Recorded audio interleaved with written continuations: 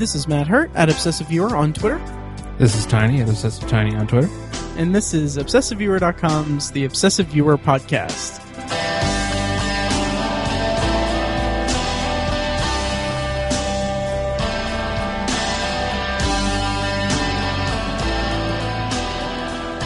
Welcome to The Obsessive Viewer. We're a weekly movie and TV podcast that covers a specific topic, be it genre, trope, movie, or show, each episode. You can find back episodes at OVpodcast.com, find the blog at ObsessiveViewer.com, and subscribe to the subreddit at r/ObsessiveViewer.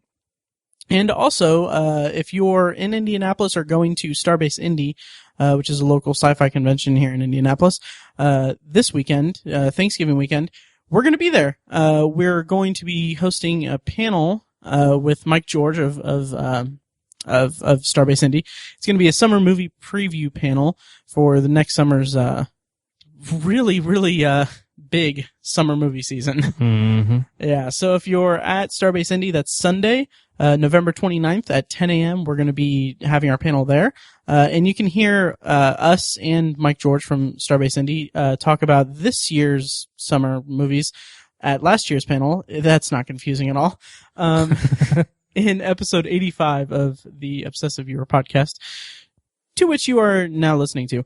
Also, I want to give a shout out to Sleep With Me podcast, which it's a little not in the same genre or anything, but they were, Scooter, the guy who hosts it, was kind enough to give us a shout out, cause I'm a avid listener to it. It's basically a sleep aid podcast that he just tells stories, like bedtime stories, basically. I think I may have mentioned it on the podcast before. Mm-hmm. But you can find that at sleepwithmepodcast.com. It's really awesome, and it is literally, I listen to it every single night.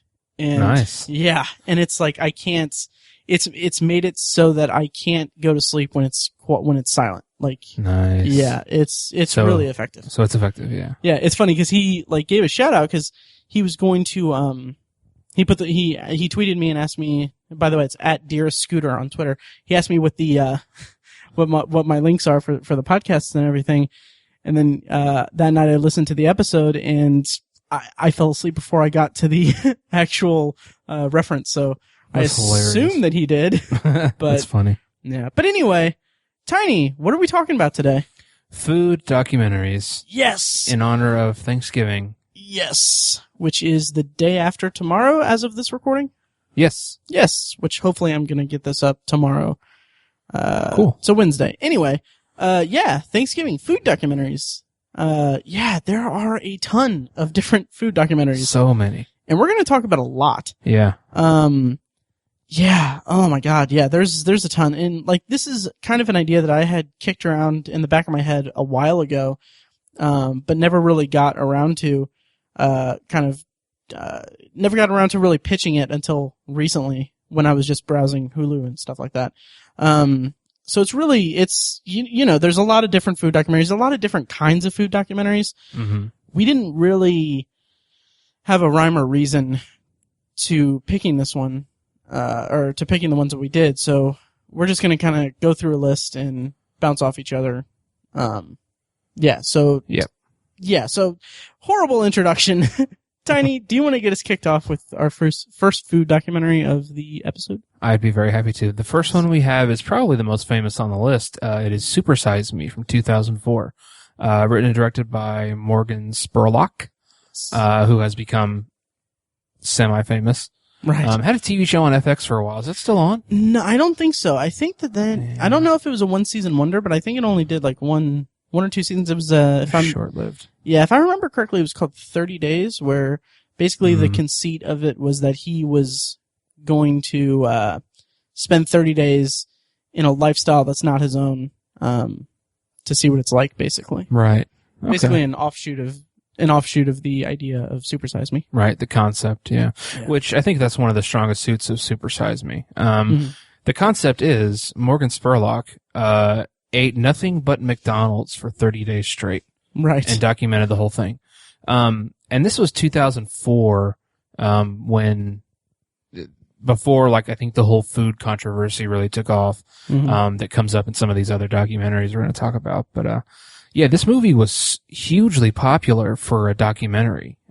Yeah. Every couple years, every 5 years, we'll get a big documentary like this, like Super Size Me or An Inconvenient Truth, Right. or I can't remember all the different Michael Moore ones, Right. which are famous for certain reasons. Yeah. The only thing I can come up with as an example is Exit Through the Gift Shop, but that's a different thing because it's not a social. Yeah, that wasn't thing. quite as culturally Yeah. impactful as That's these a other horrible ones. example, but anyway. Well, I mean, it was. I mean, Wildly popular documentaries, basically. pretty popular. Yeah, But not like social right. commentary. Or anything. Because for the most part, documentaries get shuffled to the back, and people don't really know that much about documentaries. They'll see one or two good ones in a year, or like really famous ones, but then some of the ones that are like really good and really famous, or really good, get lost in the shuffle and people never see them. It's really unfortunate. It's just kind of a slightly disparaged genre, which is really unfortunate. But Super Size Me broke that mold, and it really took off in 2004, and people were talking about it, and I think a lot of people were shocked by it because, McDonald's is like this. It's just this unstoppable juggernaut in American culture. It's McDonald's. And it's not an American culture anymore either. It's around the world. Right. I think like on the island of Manhattan alone, there's like 80 some McDonald's. Jesus. Which is just insane. You can go to remote countries in Africa and South America, and there are McDonald's there. It's all over China. It's in Japan. It's in Europe. It's become a worldwide institution. Mm-hmm. And everyone just kind of, had this connection to it. Everyone's been to McDonald's. Right, yeah. And then we find out through this documentary that it's really, really horrible food for you. It's a lot of chemicals in it. It's not very natural food. One of the more intriguing parts of the documentary is, I believe, when they take various food items from the restaurant and just let them sit in a jar and see how they deteriorate and break down. Mm-hmm. And one of the more shocking things is that the French fries, they never change or break down. Jeez. Nothing happens. They just sit there and they don't change at all.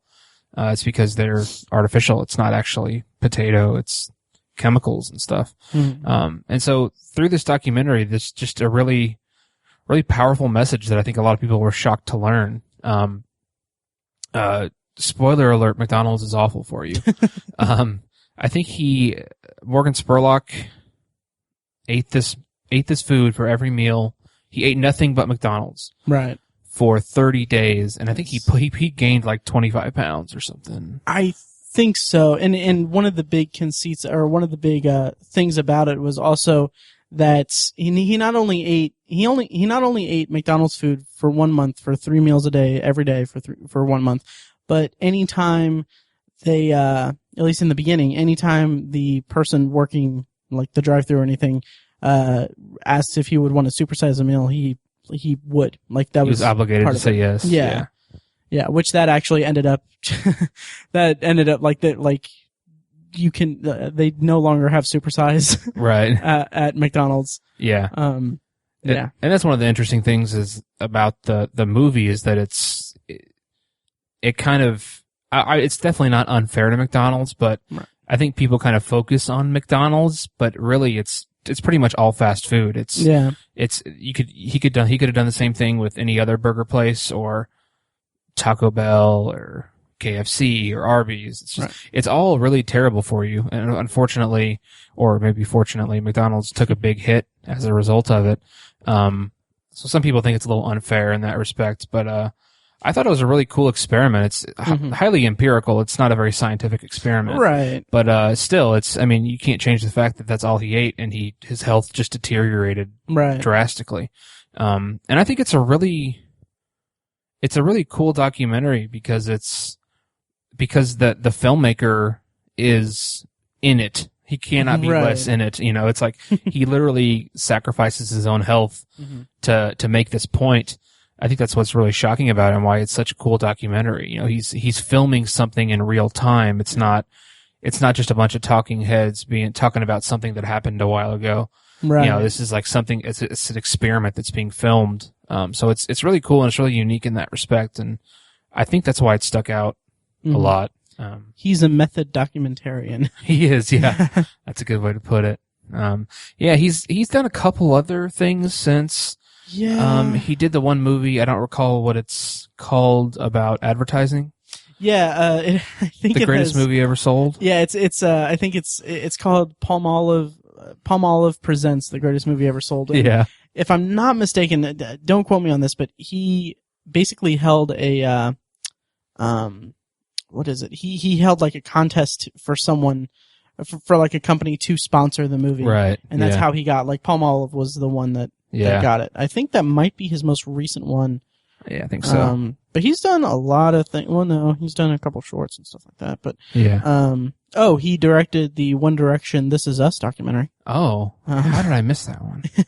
Oh, he also. How did I miss that One Direction? Oh God, damn it, Tiny. Hey. And then in 2012 he made Mansome, which is a documentary that explores the question: in the age of manscaping, metrosexuals, and grooming products galore, what does it mean to be a man? And it's kind of interesting because if you don't mind me kind of going on, please, onto my thing, or onto my discussion of this, I'm not too familiar with his stuff really. Super Size Me was his first documentary. It's 7.3 on, IMDb, which, you know, user ratings and all that, but, it's got a 73 Metascore or whatever. But he kind of got some, so I saw saw most of Super Size Me in 2004, 2005, whenever it hit DVD, because at the time I was working at Blockbuster, and speaking of worldwide institutions, I was working at Blockbuster. Yeah. And I was able to rent it for free. So I watched it, and I never finished it, but I remember distinctly there was one scene where, fairly early in it, where he's so disgusted by having to eat McDonald's every day that he actually just pukes some up, outside the car after getting the food and eating it. Mm-hmm. The more I reflect on it now, and granted I haven't seen it all the way through, I haven't seen it in years and over a decade, but I kind of feel like there's a fundamental flaw in the premise. Mm-hmm. And he's gotten some flack for this because, of course, if you eat fast food for every meal every day for a month, it's going to just wreak absolute havoc on your health and everything like that. But, right. It kind of has this underscoring, this underlying, like, mythology, or not mythology, but this underlying, premise or point making that this is what's causing, like, the obesity epidemic and all that stuff, which, I mean, it's saying that, like, okay, yes, this food is wildly unhealthy for you and everything, and it is completely unhealthy for you, but it's also saying, like, this is not what's causing people to become obese. It's overindulging in it. It's not like there's, I haven't seen this, but there is a reaction documentary, called Fathead, from 2009. It's on Hulu. And basically it's a comedian and, it's some comedian / health writer, I think. He sets out to prove that you can lose weight on a McDonald's diet. Which you can, cause it's caloric intake, just portion control. Yeah, portion control. Yeah, eat less calories than what you're, burning and everything. You're going to lose weight. So there's kind of a fundamental flaw in the premise of, Super Size Me, but it's an eye-opening, documentary about the process of fast food and things like that. And there are several other documentaries like that too, but, right. But yeah, I think you hit the nail on the head when you said this was kind of like, it was a breakout because it was one of the first to my knowledge that kind of took a stab at, the fast food industry, that has been, an institution for decades. Yeah. And so that's Super Size Me. You can rent it on, Google Play for like $2.99, and it's also, I don't think you can rent it on iTunes, weirdly enough, but you can buy it for $9. Okay. Yeah.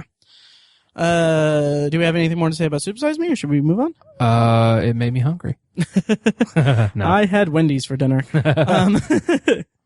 Anyway, My first one, is, Sriracha from 2013. It's a short, it's a short 30-minute documentary, about Sriracha, the hot sauce.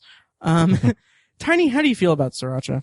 I don't really eat it. I don't really use it. I use other hot sauces that I like a little bit better. What hot sauce do you prefer over Sriracha, and how do you feel being wrong? I use my favorite is Cholula. Okay, that's a really good one. I can't argue with And that. Frank's Red Hot is just a classic. Yeah. Okay. Yeah. Okay. But yeah, Sriracha is, it's available on Hulu and also on Amazon Prime. The description is, here, the plot description, premise, whatever, is, Sriracha has earned a cult following, but the story of this spicy sauce is a mystery to most fans. Dedicated to Sriracha lovers, this documentary travels around the globe to reveal its origin and the man behind the iconic Rooster sauce. Tiny, what do you know about Sriracha and the manufacturing of it? Absolutely nothing. That is exactly how I felt going into this documentary. Yeah. Judging from the bottles and everything, you would think that this is like an import from like an Asian country or something. Uh-huh. It's actually manufactured here in the United States by a Vietnamese guy who came to the country after I think it was the fall of Saigon. And he doesn't rely on any advertising. Like it's all produced, like people love the sauce and people get it, and he doesn't have to spend a dime on advertising. Wow. And it's just grown, and it's amazing. And what the documentary does very, very well, and it juggles a lot of different things. It goes through the manufacture of it, the history of the man behind it, the history of Sriracha, the name, and also the fandom that's kind of spread throughout the country, mostly by hipster college students. And it just goes through all of these things in a compact 29 to 30 minute documentary short that was really interesting. And throughout it actually played music throughout it that was music inspired by Sriracha. Oh my god. Yeah, it was really interesting. And also throughout it they played calls from customers that called the number that's on the bottle, feedback and all that. And it was just really charming to hear people call and talk about talking about how much they love this sauce. It was just oddly charming and disarming too. And it was really interesting to see how it's made and everything. Like the guy has, he uses chilies from one sole supplier, and then it talks a little bit about the relationship and all that, and it's really interesting, and probably one of my favorite parts that could have actually sustained its own feature-length documentary probably is how it showed people the level to which people love Sriracha, and the fandom surrounding it. There's one guy who's written 2 cookbooks that's based on Sriracha, around Sriracha. Wow. One a normal, one a just cookbook, and the other a vegan Sriracha cookbook. Cool. And he has a custom license plate that says Sriracha. Jeez. Yeah. They show people with tattoos, and also there's apparently in LA there's a Sriracha food festival. It's really charming. And then they also go into kind of the naming rights or why Sriracha, the name isn't branded and copywritten or anything like that. That I'll leave for people to watch, because I do think that it's charming little short documentary. You're not gonna waste 30 minutes watching it, because it's really well done. But I will say it takes them to Thailand. Yeah. So whet the appetites there, as it were. But yeah, it's a really charming documentary. I can't remember the name of the guy who made it, but it's really good. It's called Sriracha. It's currently on Hulu and Amazon Prime. If you have those services, from 2013. And that's, That sounds pretty awesome. Yeah. And I am a hard and fast, supporter of Sriracha. I love that stuff. Nice. Yeah. I probably need to give it a better chance. Yeah, I need to, when you do, buy me a bottle, because I'm actually all out. Seriously, I actually used the rest of mine Monday. Is it expensive? Not really, and I couldn't find any at Kroger, so. Oh, that's a shame. Yeah, and they don't have it at Sam's Club either, which bugs me. Yeah. I'm a big fan of hot sauce in general. Mm-hmm. I have 4 or 5 different kinds at home. Nice. I like it all. I mean, there's, you have the more, like kind of like tomato based ones, more tomato chili based, but then you have like the vinegary ones like Tabasco or I like them all. I don't think there's any wrong way to go. Nice. I really like putting Frank's hot sauce on rice. And speaking of rice, do you want to bring up the I'd love to. Transition. Did you see what I did there? I did. Good. I mean, I couldn't let it go unnoticed. Nice. The next one is Jiro Dreams of Sushi from 2011. This is on Netflix. It's also on Hulu. This is a documentary about an 85-year-old sushi master, Jiro Ono, his renowned Tokyo restaurant, and his relationship with his son and eventual heir, Yoshikazu. Basically, this guy is pretty much the best sushi chef in the world. Mm-hmm. I think most people, based on what's presented in this documentary, and if you look him up online, pretty much everyone thinks he's the best sushi chef in the world, which is a huge achievement given how popular sushi is around the world now. Right. It's mentioned in the documentary that 30, 40 years ago, sushi was a pretty rare thing. And even in Japan, it wasn't especially popular. But it was sort of common, but it wasn't popular. But now, sushi's everywhere. I mean, it's permeated American culture, and it's really popular in Europe and everything. So it's become hugely popular, and you can find it everywhere. And so to find an 85-year-old man who's the best sushi chef in the world is pretty cool. Mm-hmm. And this guy is really interesting, Jiro. He's been a sushi chef since he was 10 or 11 years old. He's been making sushi, and he has one restaurant in Tokyo, and you can only go there by reservation. Like a month in advance. You have to make your reservation a month in advance, and the prices start at 30,000 yen, which I don't know what that. I think the exchange rate, that's probably like $500 or something. Okay, yeah. One of the plot descriptions somewhere, Wikipedia or something, says 300, but I don't think the conversion is that close. Yeah, it's something like that.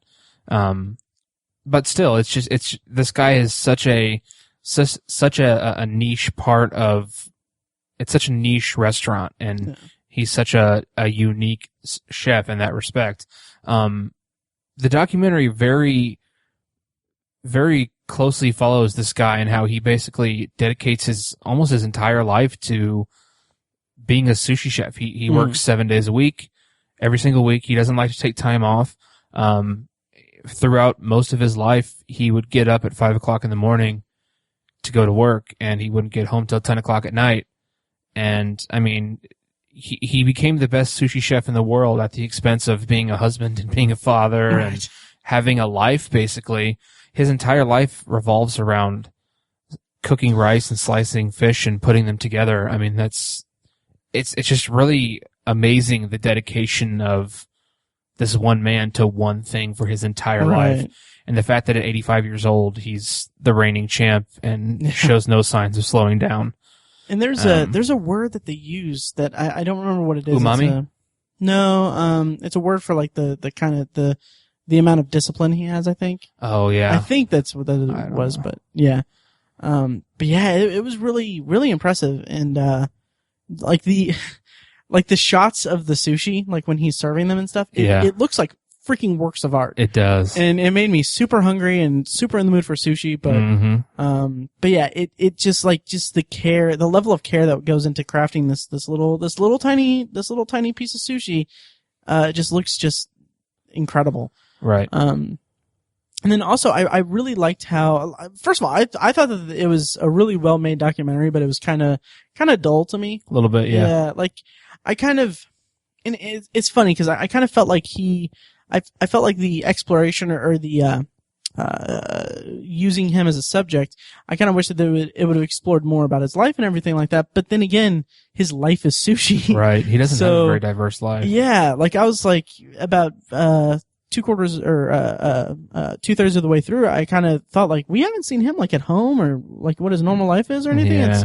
Because he doesn't really have one, it doesn't seem like. Yeah. But one of the things that kind of, resonated with me a little bit was, how they portrayed his son, I'm not going to try to pronounce that. I'm horrible at this, but Yoshikazu. there you go. I think. Pretend I said that. But I liked how they explored the idea of legacy and how his sons will have to carry on the legacy of his sushi restaurant someday. And maybe I'm not projecting on it, but maybe I'm reading a little more into it than what's there. But I kind of felt like there was a little bit of hesitance there, and it felt like I was more engaged when seeing his son, that's going to be his heir, kind of go through the motions and stuff like that. Yeah, he's almost the more interesting story because he has the harder job. Right. Because he has to, try to, he hopes to be a better sushi chef than his dad, but his dad's already basically perfect. And he has to become better than perfect to live up to his dad's legacy. And yeah, I agree. I think he's almost the better story. Yeah. There's a moment where he says, like, I think it was him. He talks about how when he was a kid, he thought he would become, he names off a couple different professions. Like a fighter pilot or a race car driver. Yeah. And I was like, that's kind of sweet, but it's kind of like, it almost felt like to me, and again, maybe I'm projecting, maybe I'm reading too much into it, but it kind of felt like granted, he was never going to be a fighter pilot or a race car driver, but yeah. I kind of feel like that was kind of communicating that maybe he's forsaken whatever dreams he could have had just so that he could, he's living in the shadow of his father, and someday he's going to have to, cast his own shadow. And right. He's kind of, I felt like maybe part of it was that he's locked into this business that his heart really might not really be into. Yeah. But again, maybe I'm reading too much into it or projecting or something, but yeah. It was really interesting exploring all the minutia of what it's like to have the best sushi restaurant in the world, because it shows how, in order to become his apprentice is trained for 10 years. Yeah. Like for years they only just cook rice. They teach you how to cook rice, and it takes you years to perfect that. And then you start cooking this one kind of fish or this one kind of sushi, and it's like you do that for 10 years, and then you're considered like a sous chef or something like that. Yeah. And it's like his son is 50, and he's basically like a sous chef right now. He's not even like, normally someone who's 50 who's a chef would be, really famous and like at least locally renowned, but this guy's still a sous chef at 50 years old. And then there's all these crazy, seemingly crazy, aspects of this business, how instead of going to the fish market, getting all your fish and coming back, no, it's like they have one guy who's an expert in shrimp. Yeah. And then they have one guy who's an expert in tuna. And then they have one guy who's an expert rice dealer. It's like they don't just go down to Cisco and pick up all their stuff. Right. It's just, there's so many different steps and procedures, and it just demonstrates what it takes to be perfect at something and be the best in the world. And I'll tell you what, if that's what you want, good luck. Yeah. Cause they demonstrate that you don't have a life, and it's very interesting to look at, but it's not something I'd ever want to do for anything. Yeah. And that's kind of one of the things that I connected to more in retrospect than anything else, because not really in the moment, is that it's depicting like, perfectionism and the ambition that it takes and the drive that takes you to be perfect at something. And that's something that's applicable to pretty much, any kind of endeavor that you go into. Yeah. If you're the best at something in the world, that's all that you have in your life. Right. And it's kind of sad. It is. And it's like we've been podcasting for like 2.5 years. So here in about, what is that? 7.5, we'll be the best. But, which by the way, I really, like, I'm tickled to think that, to imagine like the apprentice, his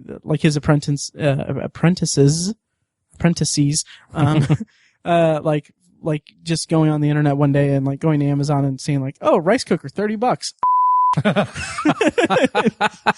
That's hilarious. But there is actually, there's a really nice moment, or a really interesting moment where they show like the level that goes into preparing the rice, and it's like they weight it and they put the right amount of pressure on it for the right amount of time. It's like it's really, they fan it with like a hand fan. It's like, geez. And it's all like meticulous and just just engineered to make it the best taste and everything. And it's amazing because when he serves it, it's like these little pieces. I mean, it's like it's a full course and everything that they go through, but like each little piece of sushi is like this little tiny thing. Yeah, it's like crazy. Mm-hmm. But probably the best part of the documentary for me was seeing the way that kind of toward the end where Jiro is serving his customers, and they're all loving it, and they're there's one guy in particular that compliments him and everything like that, and has like a lot of really positive things to say, and like just the happiness that Jiro has for that is just really satisfying. Mm-hmm. And very visceral, and I really dug it.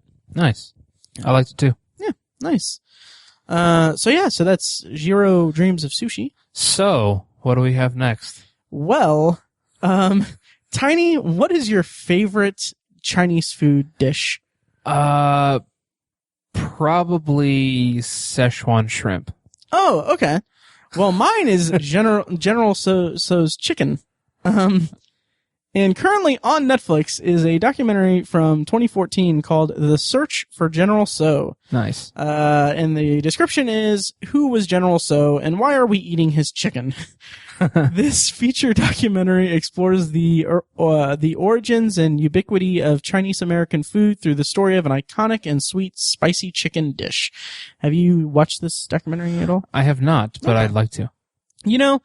It's kind of funny, and I will preface this entire review by saying that I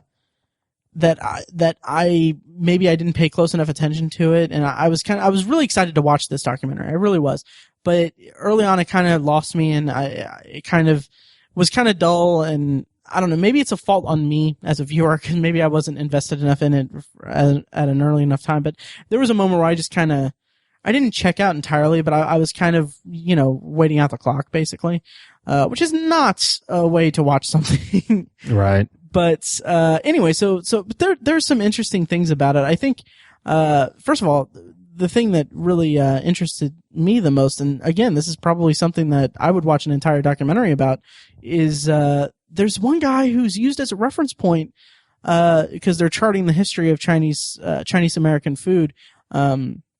And this guy collects Chinese restaurant memorabilia.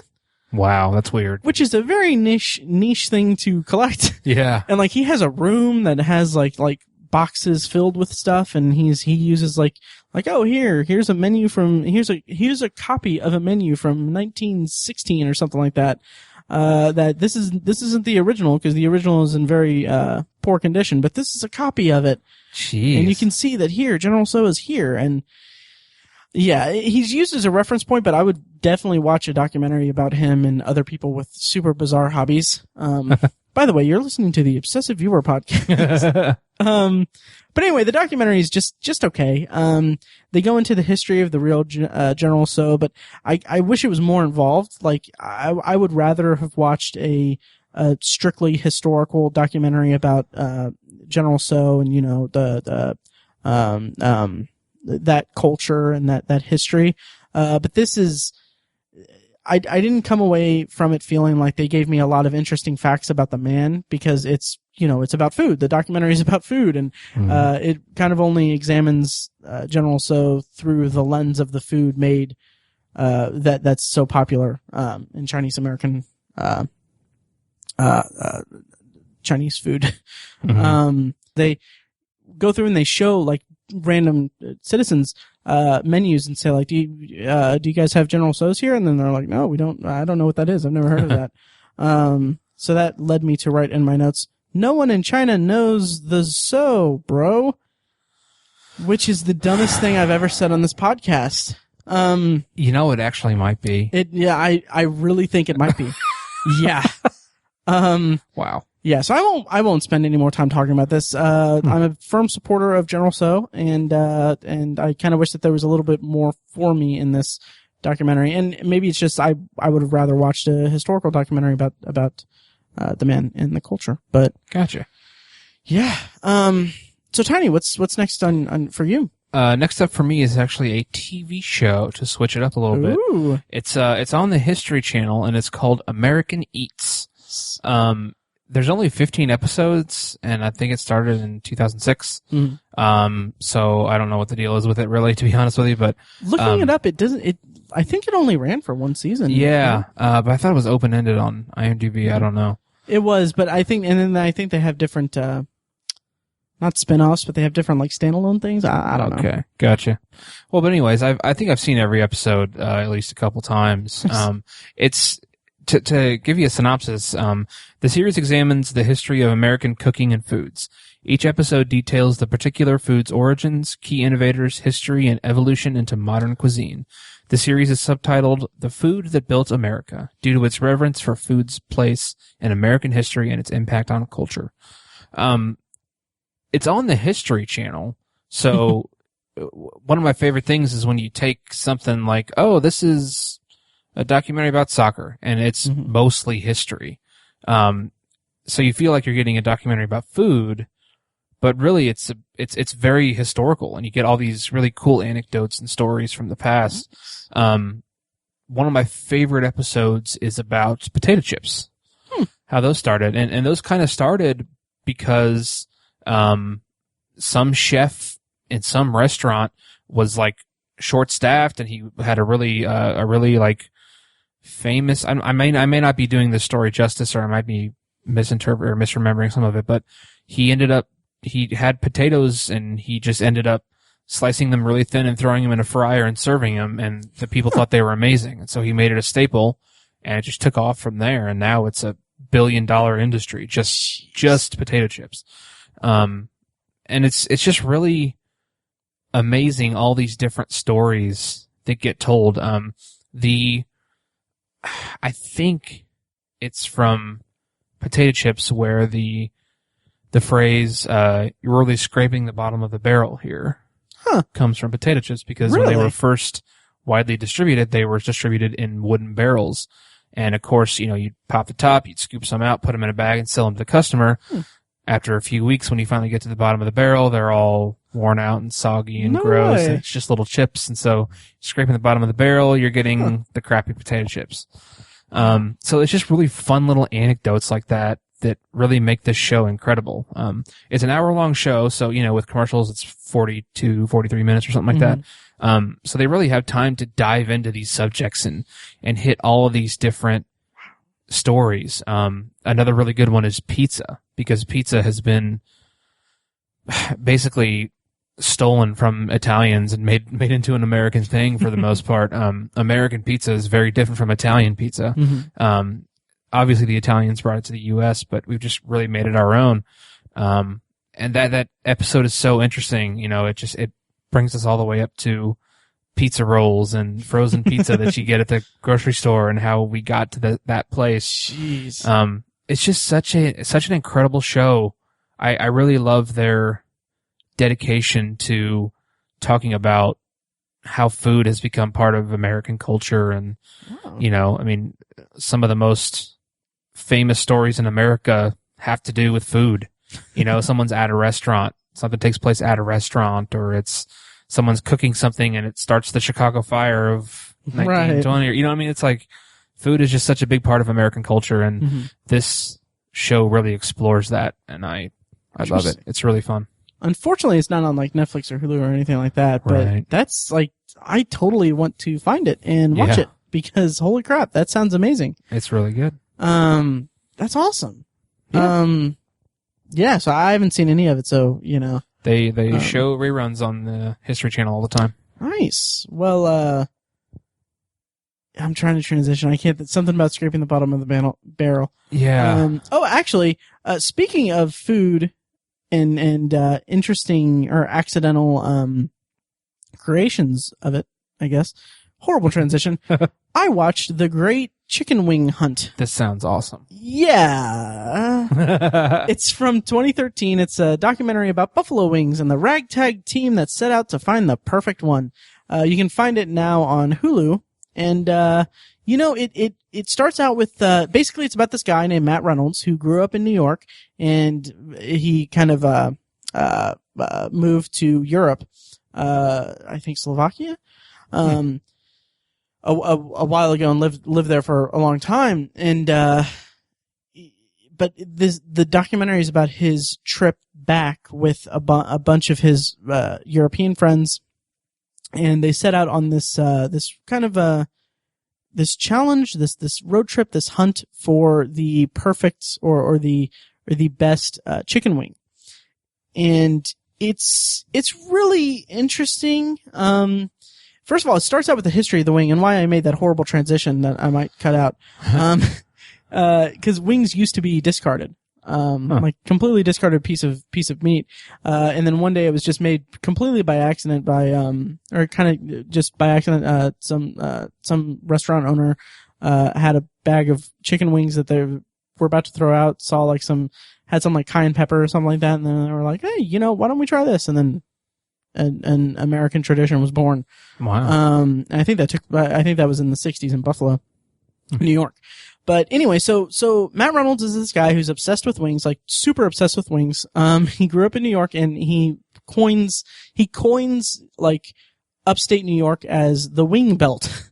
And, I don't know, the documentary starts with, it made kind of a big deal about the decision, to come back to find the best wing and all that. And then they kind of play up the drama or the hesitance of his longtime girlfriend in it, but like that kind of conflict felt a little manufactured, and it felt a little, I don't know, it probably wasn't, because a lot of it is kind of left off screen, which I respect, because it's like, oh yeah, she's pretty mad because of something that happened like the first 2 days or something like that. But it's left kind of off air, but they do, put an emphasis on it, I guess. But anyway, his wing obsession, it kind of strains the likability of him. Cause like, okay, there's an analogy that he makes, that kind of, what is it? To kind of, I guess, drum up the it's to convince his girlfriend that it's a good idea. And he says like wings are like prime right now, like this is the best time to be a fan of wings or something like that. And he equates it to this trip to find the best wing would be like going to Naples after World War I, right before pizza became huge. And that analogy just did not track for me. No, that's stupid. Yeah. But anyway, so the actual trip to find the best wing, was interesting. They had like a group of judges. They had a very refined grading system. They had different criteria to base off of a 10 scale one. They actually, before the trip, they actually, had some just mediocre wings that weren't part of the contest or anything, but they used that as kind of their base. Like they were like they figured out the score for it, and they were like, all right, this is our control wings. Group. Yeah. So it was about as scientific as judging wings can be. Something as subjective as that. Yeah. And there was some nice comic relief, because there's one of the judges is this kind of older, kind of hippie-ish kind of guy. And, there's a moment like after I think it's on their third one, they go to a ton of different, I think like upwards of like 60 different places. Yeah, it's ridiculous. And then like there's a lot of like kind of conflict between the group, because they all get really sick and tired of it. But anyway, on like the third one, they show one of the judges saying like, oh, this is perfect. This is a 10. This is a 10. And then like, they're like, well, hasn't he already said it's a 10? And like, it shows like a montage, like he rates everything as a 10. And so it's kind of nice comic relief there. And, they go to a lot of places. The one that actually, one of the finalists I won't give away which one won, but, there was one really interesting one that was like, the sauce was the regular, like buffalo sauce kind of thing, but it was blended with celery and blue cheese in the sauce. Nice. And it was like, it sounded just incredible. But, nice. Yeah. But anyway, so kind of the root of the documentary is that it's kind of establishing, there's a moment where he's talking to one of his European friends who's telling him that he wasn't really on board with it, or he couldn't really make sense of why Matt was so obsessed with wings. But, like once he got to New York and he tasted it and he experienced it and everything, he realized that chicken wings are like an American tradition, and it's a distinctly American thing, and it's something that's part of our culture. And like, at the end of the day, I kind of wish that aspect of it was explored a little a little more fully, or maybe not even fully, but just like the Sriracha documentary talked about how it affected the culture. I kind of wish that this documentary was more about that, but I mean that's asking a lot for the documentary because that's not really what it was about. Yeah. But I kind of wish that I don't know. It wasn't bad, but I was left thinking that it was just okay. Okay. I'm really curious, cause chicken wings is one of my favorite things in the world. Oh, it's amazing. Yeah. I had wings with a friend over the weekend, and I said, I told them about this, and, I talked about the analogy to pizza, and then they were like, I was like, that doesn't track, cause wings aren't that, like, amazing, and they were just like, bite your tongue. It's like, okay. That's funny. Where's your favorite wing place? Ooh. Or what's the best wing you've ever had? Do you know off the top of your head? Off the top of my head, I don't. I would almost say Wings Etc., but no, not Hooters either. And that's another thing. They didn't go to like chains. They went to like little kind of restaurants, but mom and pop places. Yeah. I would say probably Wings Etc. because that's the one I've been to more frequently recently. Gotcha. How about you? Mine's actually a mom and pop place here in Indianapolis called Chatham Tap.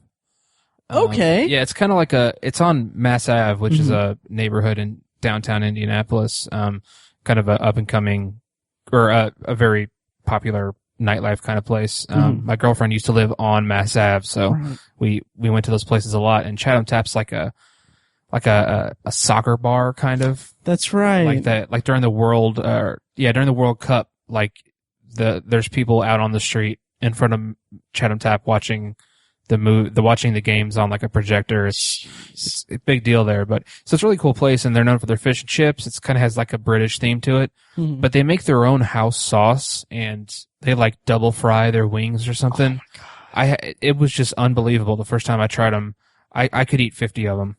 I mean, they're just so good. That sounds incredible. It's all in their sauce, and they're nice, good sized wings. Love them. I want to get some right now. That sounds incredible. We might have to pause. Yeah. But I'm a big fan of like B-dubs and Hooters. Yeah. B-dubs is good. B-dubs is good. Yeah. Yeah. So why don't you round us out for the topic with our final documentary? Absolutely. The last one is Food Inc., which came out in 2008, or Food Incorporated, I guess. Which basically the tagline or the synopsis is an unflattering look inside America's corporate controlled food industry. And that's really what it is. It basically looks at how just like a lot of other businesses, just like how you don't have your local, sporting goods store and you're on your main street in whatever town you're from, you don't have your little country grocery stores anymore. You have big, huge food corporations who are interested in turning a profit, and they're not worried about presenting the best product they possibly can to their customers. They're not worried about how perfect the food tastes. They're not worried about how good it is for you, where it comes, what impact it has on the environment. They're just worried about making it as cheap as possible for the best price so that you will buy it and making money on it. And it really just, this documentary explores how negative of an impact it's had on our, just overall on the diet of the typical American. For example, meat companies, huge companies like the one that comes to mind is like Purdue.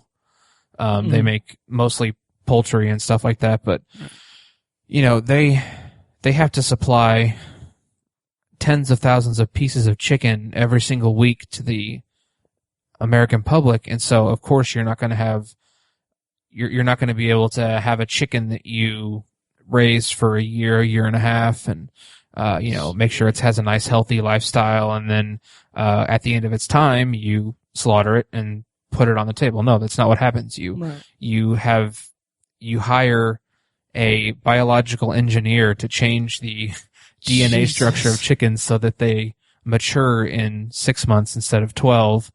And you have 7 of them packed into one little cage instead of 1 packed into a cage.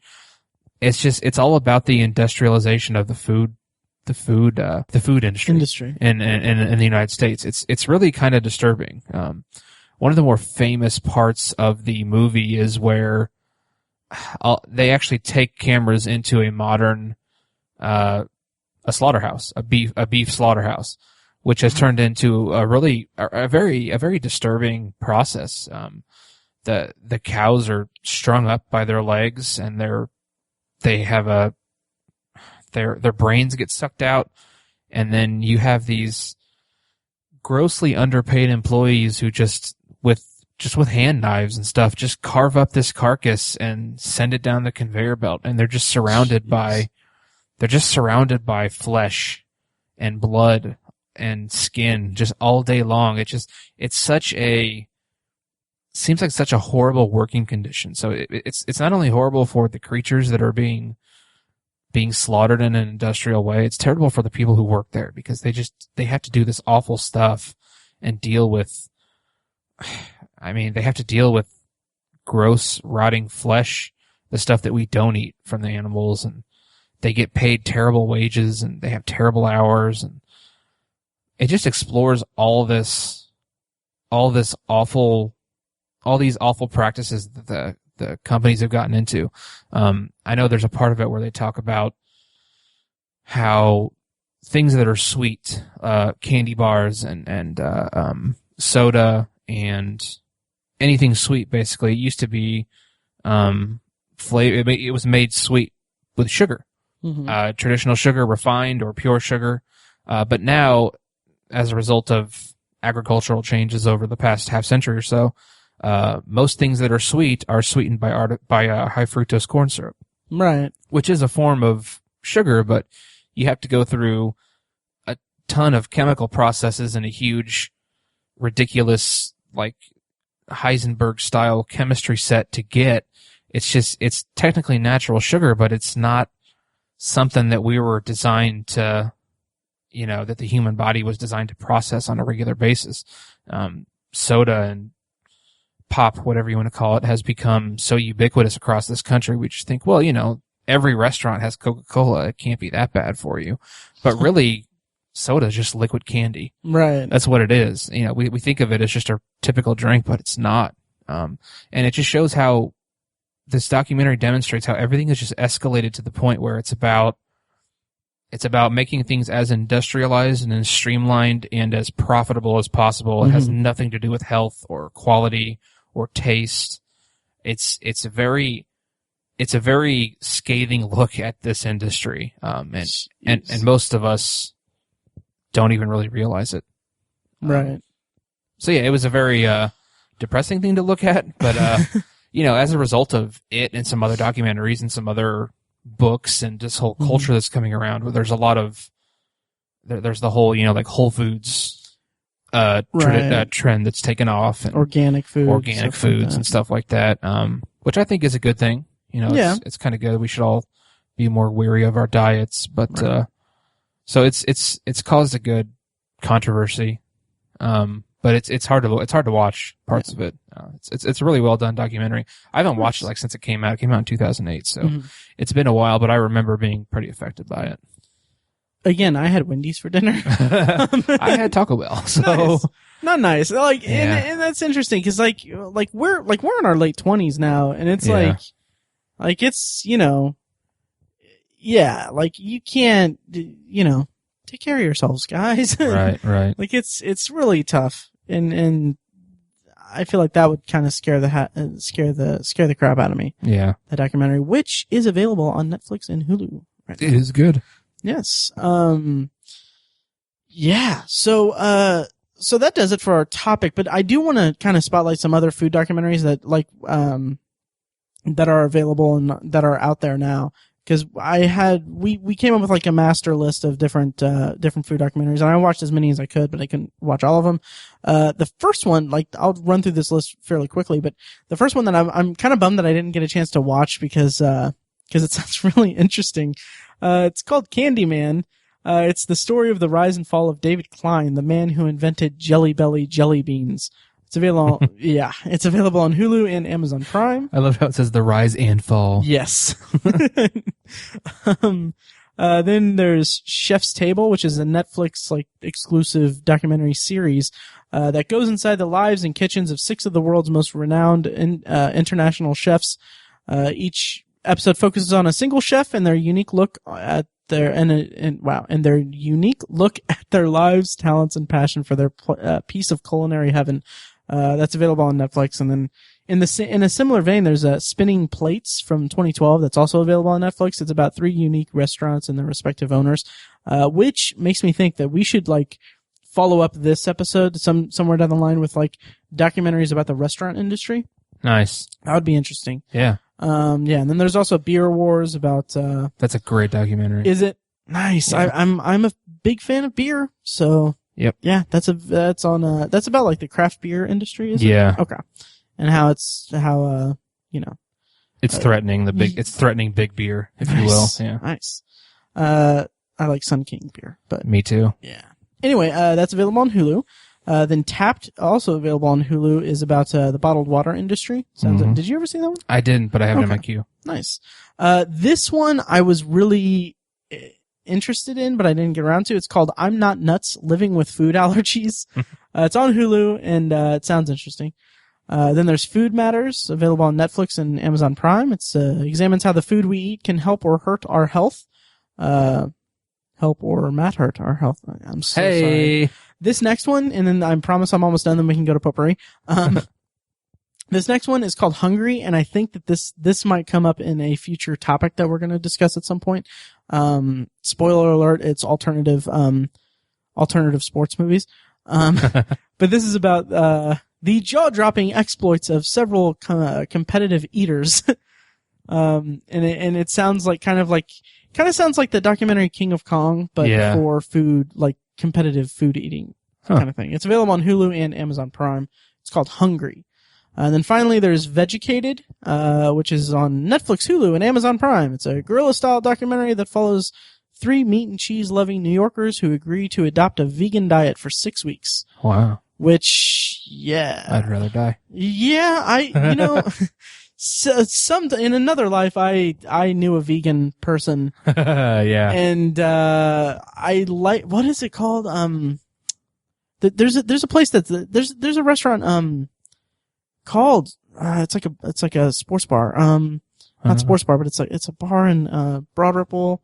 It's right on the tip of my tongue. Anyway, that caters to vegan, diets and everything. And I do remember being really drunk one night and being there, and there being, kind of like faux chicken wings, basically, made with, Seitan. Seitan. Yeah. Seitan? Okay. I think it's tan. Seitan. Is it seitan? No, I'm just telling you to say tan. Tan. Thank you. Anyway, but I remember thinking that was pretty good, but then again, I was also drunk, so yeah, that could have been whatever. Really quickly, have you ever, attempted or successfully done a food challenge type thing at a restaurant? Sort of, yeah. Really? The Big Ugly Challenge at Bub's? At Bub's, yeah. Yeah. Bub's Burgers and Ice Cream. What's that one? What do you have to do? It's, basically, and if listeners, there's also, Man vs. Food. Yeah. And there's an episode, where he goes to Bub's Burgers in Carmel, Indiana. It's this real, it's best burger I've ever had. Yeah, they're terrific. It's incredible. It's super, artery clogging and everything, but basically it's like an obscene amount of meat, an obscene amount of cheese, butter, all that stuff, all just perfect. And the challenge is that if you can eat one and finish it and finish everything that's on the plate, all the toppings and everything that you order with it, you get your picture on the wall. Nice. If you finish 2, you get a headshot, and if you finish 3, you get a cardboard cutout of yourself. And or that might be 4. I don't know. If you finish 4, you get a heart attack or something. But, but I was able to finish 1, and, nice. It was not the happiest day of my life. Well, it was really good. It was delicious. It was freaking delicious. I'm glad it wasn't the happiest day of your life. No, that would be really sad. But Bub's Burgers and Ice Cream, it's a fantastic place. And nice. Carmel's really nice. Oh, it's a nice place. Yeah. I ate 50 wings at Hooters when I was in high school. Wow. 50. That. Yep. Wow. Yep. Which is crazy because like getting to 40, no problem. Right. 40, I was fine. Was it the happiest day of your life? It was not. But then I got to like 42 and I was like, oh, this sucks. Ugh. And then 45, I was like, I don't know. And then like the last two were just death. You're just so sick of it. Ugh. But I still love Hooters wings. Yeah. Like the last time I went to, Hooters for like all you can eat wings, like I didn't get that much. Like again, I'm getting old, guys. Yeah. I'm almost 30. Yeah. Well. Yeah. And then Bubs, last time I went to Bubs, I got just a regular hamburger. Right. Yeah. So, does that wrap us up for this episode's main topic? It does. Let's put that topic in a pot and pourri some good smelling stuff on it. Let's do that. Let's get smelling delicious in here. Yes, let's get it smelling. That's better. I was gonna make a flatulence joke. Oh, wow. Yeah. Anyway, potpourri. Good God. Potpourri. For our first-time listeners, potpourri is the section of the podcast where we talk about whatever we want as long as it smells good. Anything that we're watching, any news items that have come to pass, or anything that we're looking forward to, anything like that. As long as it smells good. And I have two things. Tiny, you have one thing? I have one thing, yes. Okay, so I'll start with mine. Listeners to last week's episode will know that we did an experimental thing that I kind of tested, and I'm gonna want to do more for me. Mm-hmm. Basically, Tiny picked a random piece of paper out of a bag, and that piece of paper had on it Netflix 401 to 409, and that he picked number 408. So I watched the number 408 on my Netflix queue, and that happened to be Amistad, 1997. From 1997, Steven Spielberg's movie about the 1839 mutiny aboard a slave ship that is traveling towards the northeastern coast of America.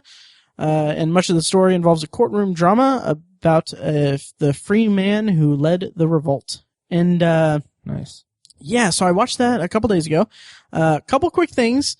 One, I tweeted when I started watching it. I said, "Hey Amistad, I'm gonna watch you," and I did. And then, kind of during it, I tweeted the less popular tweet, more like courtroom dramastad, am I right? Dear God. Yeah. So anyway, if you're still listening, Amistad opens with like a super violent depiction of the revolt. Tiny, you haven't seen this movie, have you? I have not, but I've seen the opening scenes. Okay. I told that in an anecdote in the last episode. Yeah. I totally was paying attention. But like that scene is just like amazing because I mean, the lighting and weather effects of the scene is incredible, and it's super bloody. Like it's crazy violent. It's more violent than I would expect from a Spielberg movie, even because he's kind of, I kind of equate Spielberg with, happier movies, and stuff like that. Then again, he does have, Schindler's List and all that, but in Munich too. Saving Private Ryan. And Saving Private Ryan.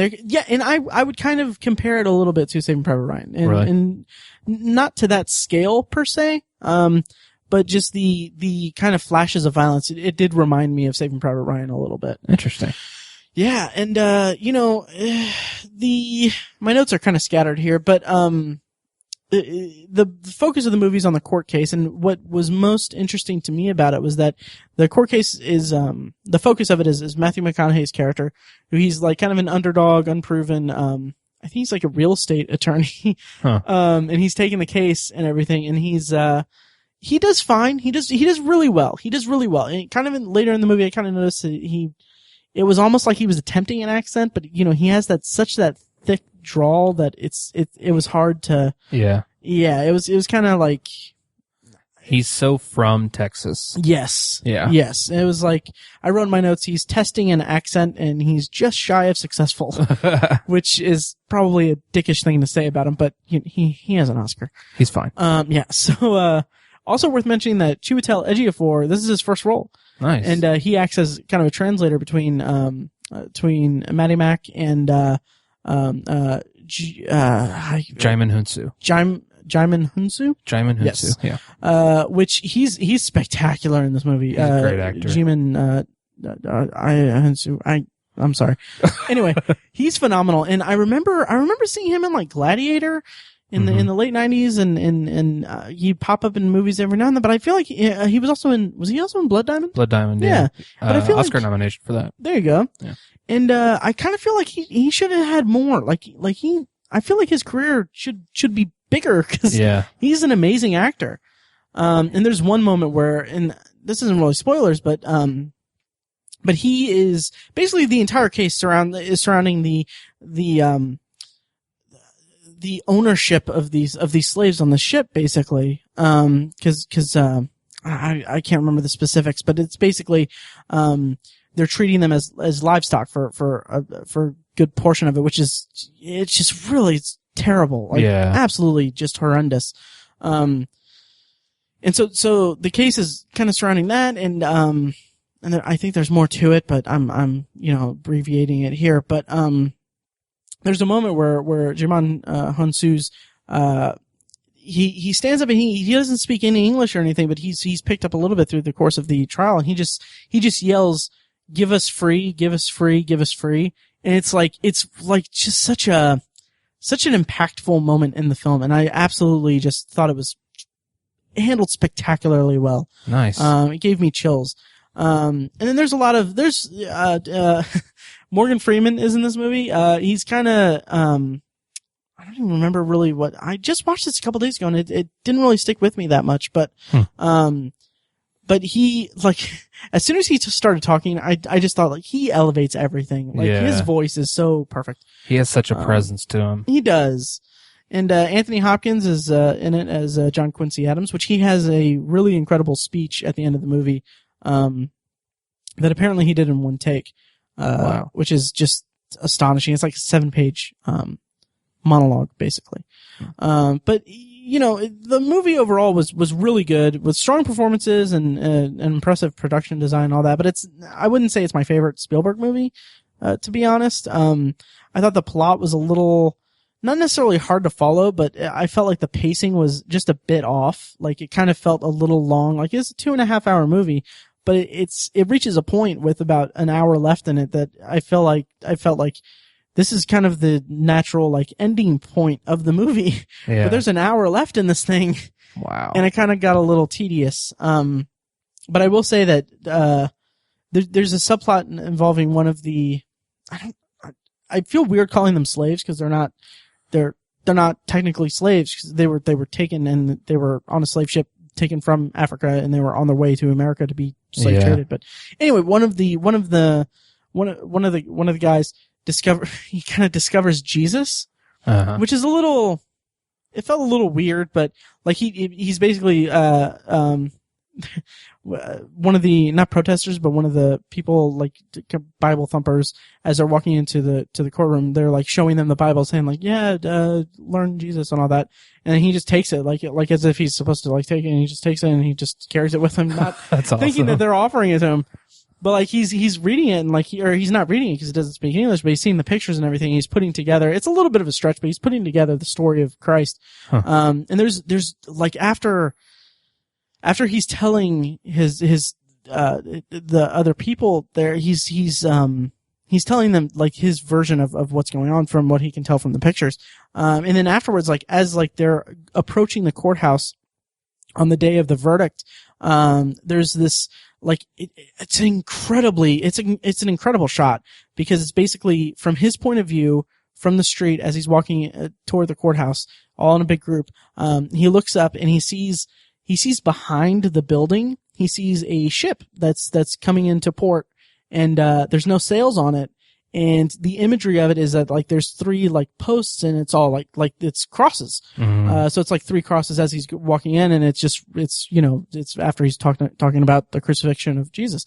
So it's really impressive filmmaking in that regard and all that. But nice. And also worth mentioning again, or to kind of close out this thing, but Steven Spielberg and John Williams, off the top of my head, I cannot think of a better director and composer collaboration, because they're just insane. And yes. John Williams is just beautiful in this movie.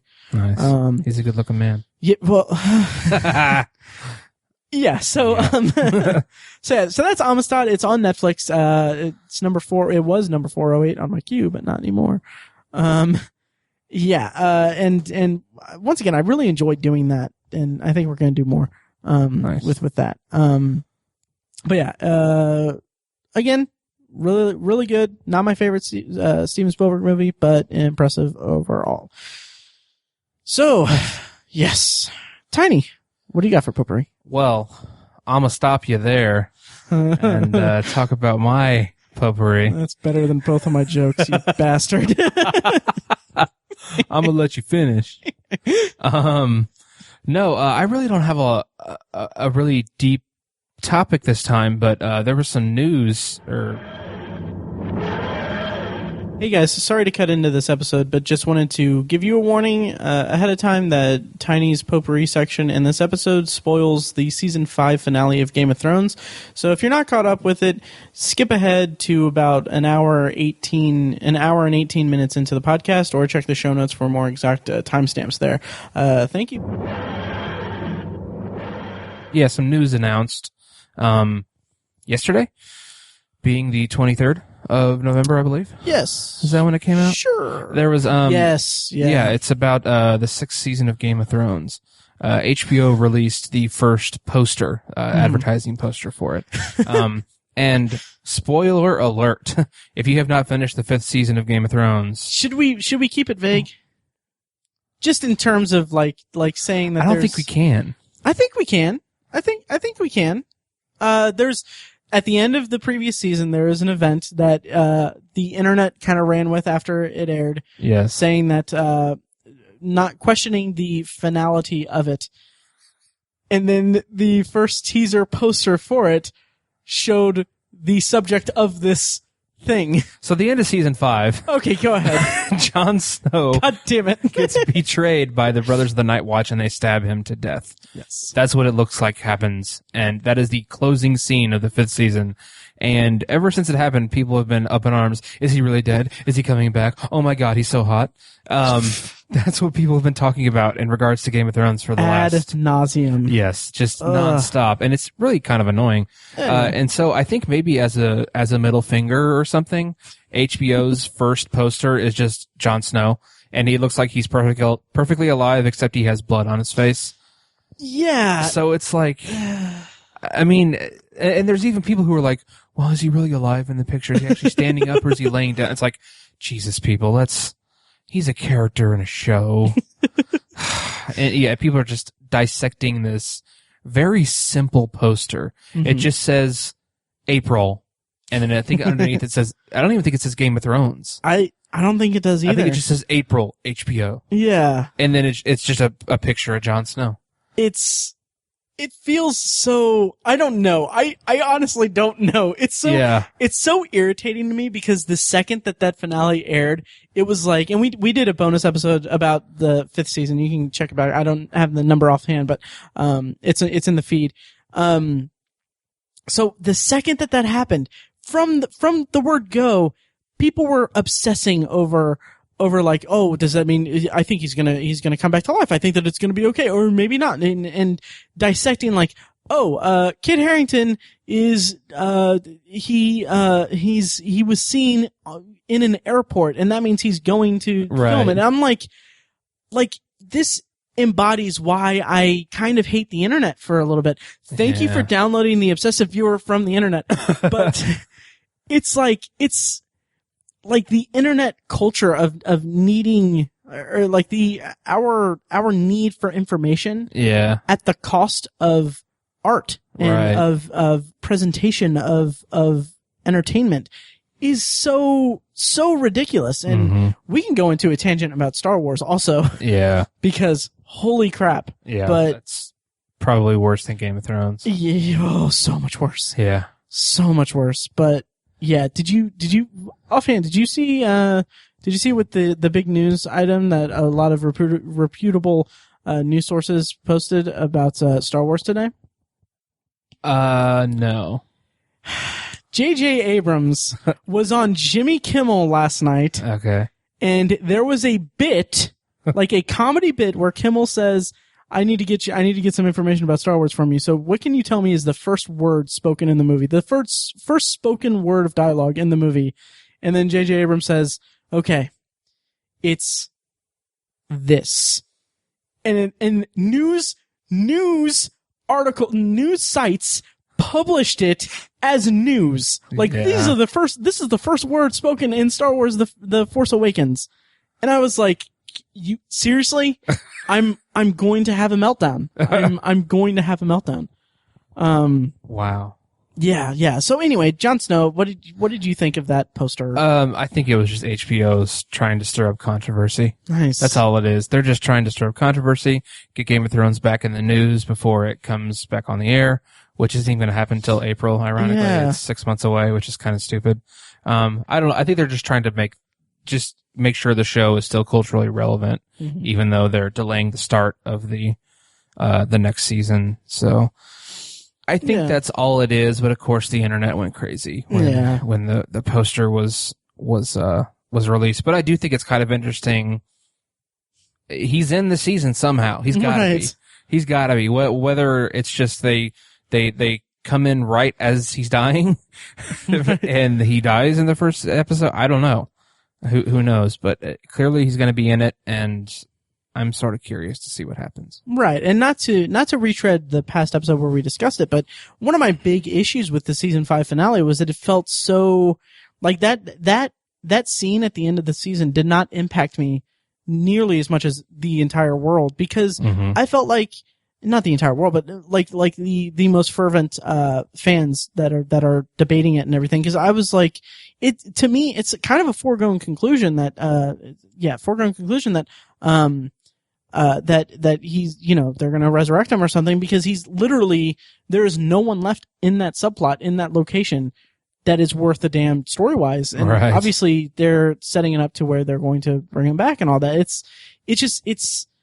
It felt sloppy because they weren't building toward, an end point in the books. That's like the last of the books. Like, they don't have anything to set up, that's been published. But anyway, you can hear us rant about season 5 of Game of Thrones earlier in the feed. I think it was back in, when did that finale air? July?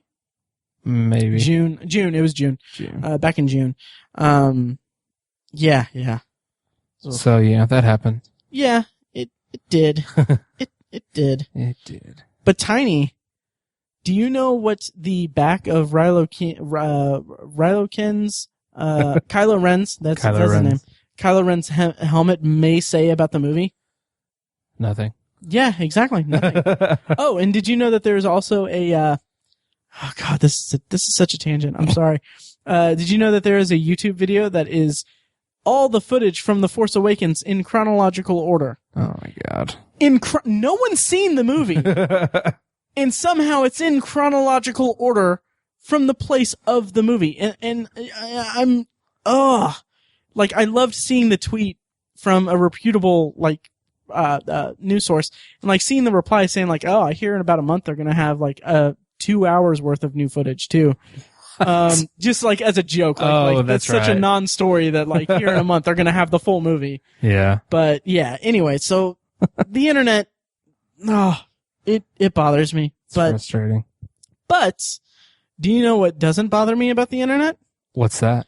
That Netflix is home to some of the best Marvel Cinematic Universe stuff. Nice. In the cinematic universe. Nice. And that transitions me to my second potpourri, which is Jessica Jones, season 1. Nice. Which is, wow, what is her name? Kristen Ritter. Kristen Ritter, yeah. Starring in Jessica Jones, about a former superhero decides to reboot her life by becoming a private investigator. This show is in the Marvel Cinematic Universe. It's the second Netflix exclusive Marvel show after Daredevil, which premiered back in April, I think. Did you ever get around to watching Daredevil? I have not. Okay. It's like, make that a priority. Nice. And then watch Jessica Jones, because it's I'll tell you why. So Jessica Jones is it's not quite to the level of Daredevil, yet. I should preface this by saying I've only seen the first 6 episodes, so it's 6 out of 13 episodes. I'm halfway through the season. But what's nice about it is that it's nice seeing that Disney isn't interfering with Marvel's Netflix stuff. Basically, like you know how in Ant-Man they had that kind of cutesy, like, oh, there's a pet ant because they blew up, or like it got big eyes.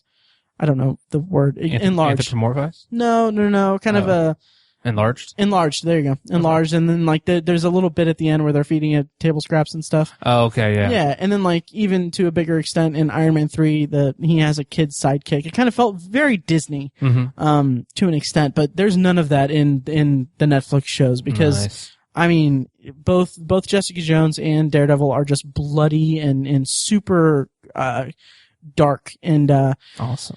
And it's amazing because they both fit into the Marvel Cinematic Universe proper, but they're their own aesthetic and their own kind of universe. Like the promos for Jessica Jones, which is something I got a huge kick out of this in the promos, is that it says from the home of Daredevil. So it's not from the studio that brought you Daredevil and the Avengers. It's not from Marvel Studios. It's not from Disney or anything. It's from the home of Daredevil, meaning that while it is in the Marvel Cinematic Universe, it is its own entity and everything. And of course, they're building toward having a Luke Cage show, and then also having an Iron Fist show, and then building toward the Defenders, where they team up all together for a miniseries. Wow. But anyway, so Kristen Ritter is Jessica Jones, and she's amazing. A character describes her as a hard-drinking, short-fused mess of a woman, and it's amazing. And another thing is that there's a fair amount of sex in this, which is interesting. Yeah. Huh. For a company that's owned by Disney, it's really interesting.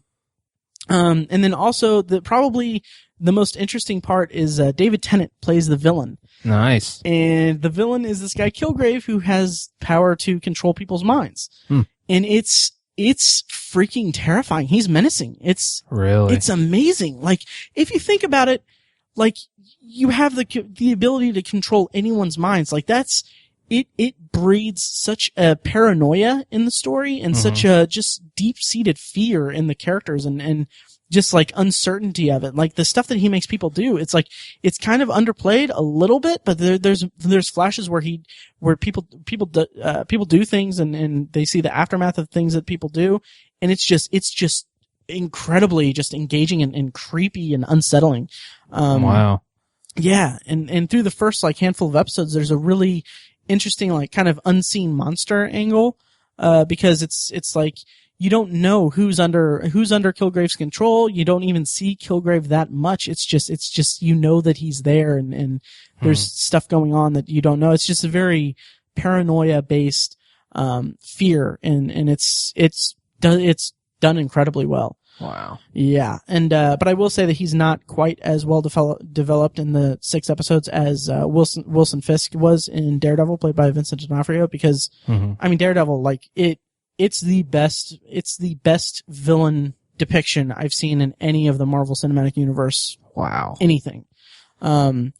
So that may be a fault there, but I kind of don't get like some of the backstory of Kilgrave as I did with Fisk, but other than that, I mean, I'm really enjoying it. I watched 6 episodes in like 2 days and I can't wait to watch more. Nice. Yeah. And since we're not going to really have a proper potpourri, for a while, because we're about to record the next episode of the podcast immediately after this, if we're still going to do that. But, and then, anyway, also worth mentioning, I haven't gotten a chance to see it yet, but, The Man in the High Castle was just released, the season 1 on Amazon Prime. Haven't had a chance to watch it, but, you can hear me talk about it in OV97 at the 51-minute mark. It's an alternate history, show based on the Philip K. Dick novel about, what if the Axis powers, won and took control of, divvied up, the United States. And I'm really looking forward to checking that out, and I'll talk about it at a later date. But nice. Yeah. So that does it. Next week we're going to have an episode about Creed. Yep. Really quickly, do you want to pick a potpourri for me for in the future? Yeah, sure. Okay, cool. Okay. All right. So next up from Maddie, I have selected Hulu number 61 through 90. All right. So let's see. I have to pick a number in there, right? Yes. I'm going to go with 87 because I was born in 1987. That's so cute. Isn't it? Okay. This is really interesting given our topic, because This is called Absinthe, the definitive film on history's most notorious drink. Wow. That is very interesting. Cool. I am looking forward to it. And of course, you would pick, just by complete happenstance, a documentary. I know, right? My God. I can't escape it. Nope, you can't. But yeah, I will watch that, and then I won't have it for next week, because next week we're about to record the episode that we're going to release next week. But it'll be soon. Absinthe on Hulu. Watch it, and you can hear my thoughts on it in a later episode. Tweet me your thoughts about it, and we can compare notes and everything. Nice. But having said that, Tiny, I think we're done this week. I believe we are. Yeah, so thank you for listening, and we will see you next week. Thanks, guys. Thanks, guys.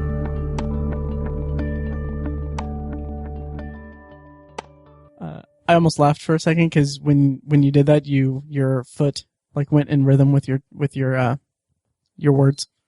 I just turned on my PS3. Really? Yeah, it was funny. Like in my peripheral vision, I just saw your foot like going. This is Tiny at Obsessive Tiny on Twitter. That's gonna get cut anyway. Your foot, not the actual part of the recording. You're gonna cut off my foot? Yeah. I don't think I'm cool with that. It's okay. It'll hurt a lot.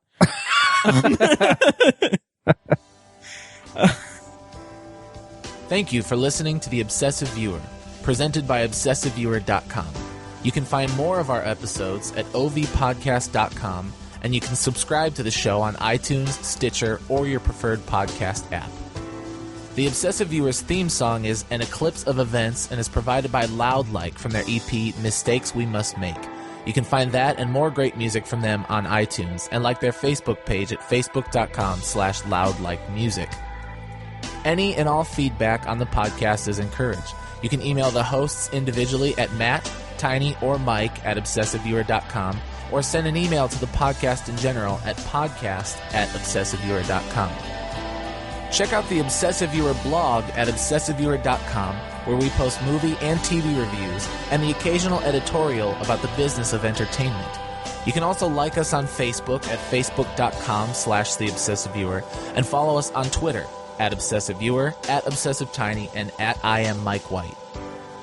If you want more obsessive content in your life, check out our sister site, ObsessiveBookNerd.com, for book reviews, author spotlights, and a general celebration of reading. Finally, if you're philosophically curious, check out Tiny's side project podcast, The Secular Perspective, which explores the concepts of faith, religion, and existence from the perspective of secular hosts. You can find that at thesecularperspective.com and subscribe to the podcast on the podcatcher of your choice. Again, thank you so much for listening. We love you. Be excellent to each other.